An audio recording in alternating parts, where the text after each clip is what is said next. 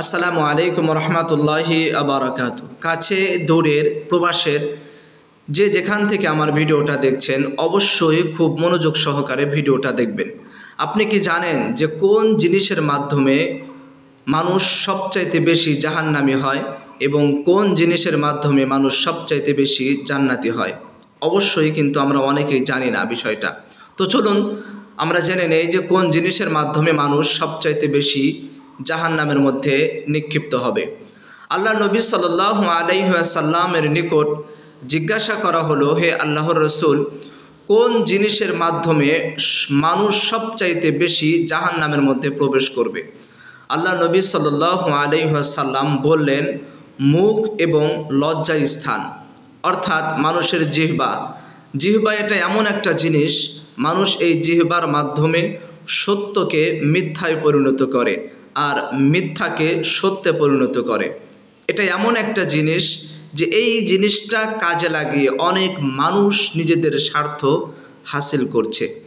আসলে এই জিনিস যদি একটু আপনি গভীরভাবে চিন্তা করে দেখেন যে শুধু এই একটা জিনিসের মাধ্যমে আল্লাহ নবী সাল্লাল্লাহু আলাইহি ওয়াসাল্লাম বলেছেন যে সবচাইতে বেশি মানুষ জাহান্নামের মধ্যে প্রবেশ করবে শুধু একটা জিনিস ব্যবহার করার কারণে, সেটা হলো এই জবান, আপনার আমার মুখ। এই মুখ দিয়ে আমরা কত মানুষকে বিপদের মধ্যে ফেলে দিয়েছি।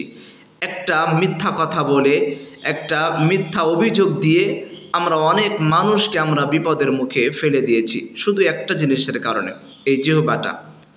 আল্লাহ নবী সাল্লাল্লাহু আলাইহি ওয়াসাল্লামের কাছে আবার জিজ্ঞাসা করা হলো, হে আল্লাহর নবী, কোন জিনিস সবচাইতে মানুষকে বেশি জান্নাতের মধ্যে প্রবেশ করাবে? আল্লাহ নবী সাল্লাল্লাহু আলাইহি ওয়াসাল্লাম বললেন যে আল্লাহ ভীরু এবং উত্তম চরিত্র, এই দুইটা জিনিস আপনাকে জান্নাতে নিয়ে যাওয়ার জন্য সবচাইতে বড় মাধ্যম হবে। একটা হলো আল্লাহ ভীরুতা, অর্থাৎ আপনার মধ্যে আল্লাহর ভয় থাকতে হবে।